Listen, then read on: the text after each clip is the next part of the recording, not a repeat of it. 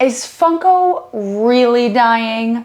Well, you might have heard that probably everywhere on social media. Is it true? I don't know. Let's discuss it in my very first Collector's Market Watch.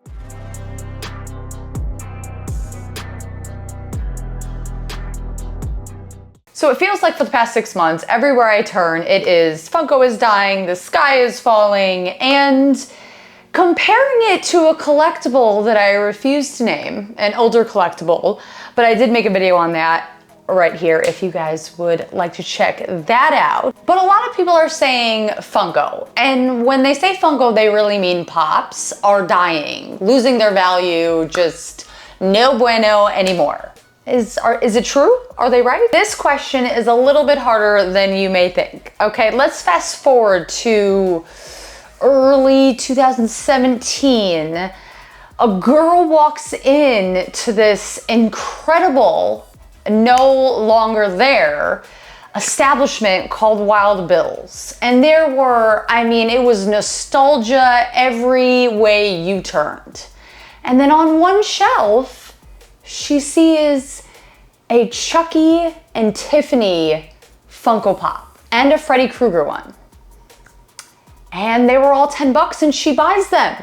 Now, she didn't collect anything. She wasn't a collector of anything, actually. And she loved these. She saw them. She loved Child's Play. Why not? Let's grab them. So she did. Now, later on, that girl was talking to a friend, and he had watched this YouTuber by the name of Franchise Kicks do these pallet return videos and occasionally the Funko Pop roulette videos. So the friend did more research, and then pretty much that's history. And if you didn't know, that girl was me, okay? That is the base of Funko.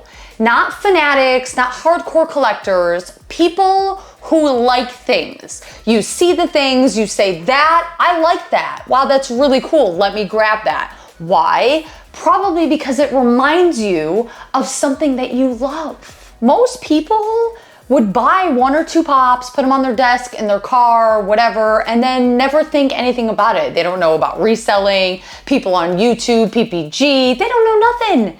They just see The Office or Marvel characters or horror characters that from movies that they love, and they buy the pops. And then some of those people that buy Funko Pops are people like collectors, like my friend, who dig into every single aspect of Funko Pops, the business, anything else that they create and sell, all the other items.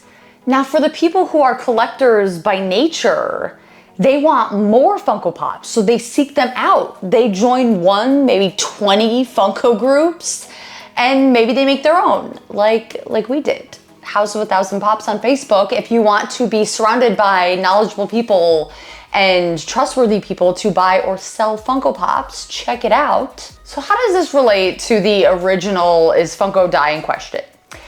Well, to answer that question, you have to know what a true Funko collector is. And for the most part, they are regular people. Not avid collectors. They are regular people who see something that they like, they buy a pop, and then that's it. Also, children. And I know a lot of us collectible toy collectors don't like to call them toys, but it's kind of what they are. My daughter, she's 6, she loves Pokemon. She has a ton of Funko Pops. Now, they're all out of box and they get tossed around her room every single day. I hope none of them become grails, but that is the epitome of a Funko Pop collector. So for Funko to be dying, one of 2 things would have to happen. Either everybody stops liking everything, or Funko loses its licensing, all of it, altogether. I can hear the comments now. It's just that they're not as valuable anymore. They're not holding their value. They're overproduced toys now. Let's talk about that, okay? When I started collecting in like 2019-ish, like really collecting, Ghostface was like 120, okay? There were Glow and Billy Jason that were like $300. We had Sam that was at $50. We had the Freddy Glow that was around $50. I don't know about you or what PPG or price that you're looking at, but those pops are nowhere near what prices they used to be. And that was only 5 years ago, so what happened? Let's talk about what happened. The pandemic happened. Everybody got free money to spend and nowhere to go. So what did they do? They spent it online, buying a ton of just unnecessary things. Now, that wasn't just Funko. Pokemon, sports cards, comics, graded video games, anything that could be collectible was being bought. The prices on vaulted grails skyrocketed, but that did not just affect the grails. Now, when prices got too high on grails, people started buying the cheaper pops, and that in turn brought the prices up. Things like regular Billy, like Stitch's Chucky, the Hot Topic Jason, all went from like $20 to $25 to $50 to $100. It wasn't just the grails. Then it all stopped. We all had to go back to work. Inflation made milk $5 a gallon, and the money dried up. That's when people who paid a lot for these grails, new grails, all try to cash out at once, and that just doesn't work. Again, this is not just a Funko thing. PSA and Beckett had to stop taking new orders because there were too many in the queue. Everyone was looking for the quick come up. You couldn't buy things at retail because everybody was buying all the supply, looking to become rich, and then realize that that's just not how it happens. Want me to let you in on a little secret? Funko Pops held probably the best around the 2020 bubble pop. And most are still way over what they were. So why are so many people being negative? Because they didn't buy older vaulted pops, they were overpaying for new pops.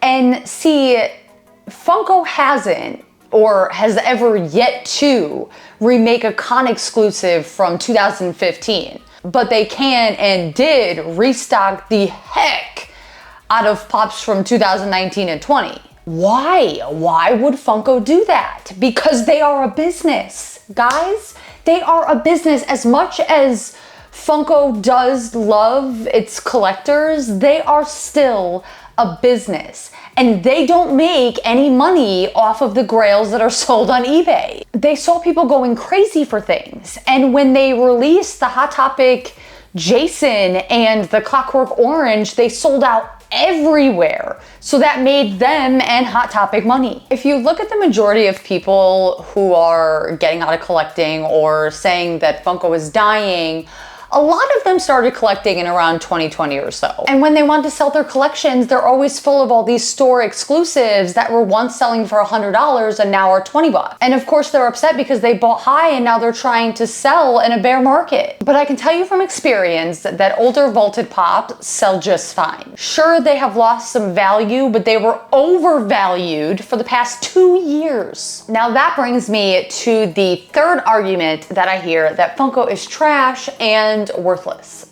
Okay, well, there is some truth to that. Okay, most of the new stuff will never really be valuable, but this is not just an exclusive Funko issue or the only thing that's happening to Funko. Sports card collectors, I know you know how much junk wax there is out there, and comic book collectors, how many 1970s comics can you get for 50 cents to $1? I bet a lot, probably.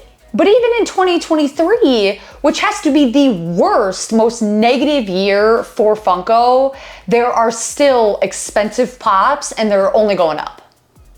Now, obviously we know what those pops are. They are Comic-Con limited edition. There are the limited piece counts, all that good stuff. But every year there will be some of these pops that are gonna be hard to get and then they're gonna go up in value.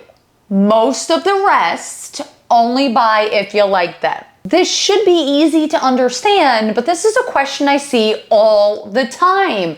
Should I get this pop? Is it going to be valuable? Okay, just for all intents and purposes, let's just say no, it's not. If it's on a shelf at Target, on Amazon, on Funko's website, it's probably never going to be worth that much. Okay. Every now and again, something on the shelf of a store will have a spike, but it never lasts and it's never gonna go up that high. Now the rule of thumb is pretty simple, okay? Say it with me. If it is available for cheap and everyone can get it, then anyone can get it. Why would it be valuable? Now, if you have some cool commons that you love, maybe in 20 years, they might be worth something. But buying commons and store exclusives just to resell them is a really, really good way to go broke. So in summation, I do not believe that Funko is dying. I believe that Funko and every other collectible market is recovering from an extremely overinflated time. Are there issues with Funko? Of course there are, but I believe that they will fix some, address them, and there might be some that they just don't care about. It's like the old saying goes, collect what you like and you won't regret it. If what you like is value, then do your research and collect pops that have a history of being expensive. And make sure to come back every single Monday where we talk about the value of, any and everything collectible, really. Also, this is very important, okay? Do not listen to the negative people online. It is very easy to get on, make a negative video for clicks and engagements, and it's all great and fun. But that really takes the fun out of collecting, out of Funko. Now, I'm not saying that Funko is perfect. No company is, okay? But I love Funko, and I know that most of you guys love Funko, and you shouldn't change that based on all the negative Nancys out here talking about what they don't know about. And of course, guys, let me know what you think down in the comments of today's video. I hope that you liked it. Please share any insights that you may have. And as a little teeny plug, Encore has been relaunched this week, and we are putting up some grails around $100 or so, and we're gonna be listing them for $1. I will have all the info down in the description, but here's my Encore profile. Be sure to download the app. It is available on iOS and Android. But let me know what you guys think of today's video. I hope you enjoyed it because I sure like to rant about these things, and I hope you guys like to listen to it. I love you very much, and I will see you on Friday.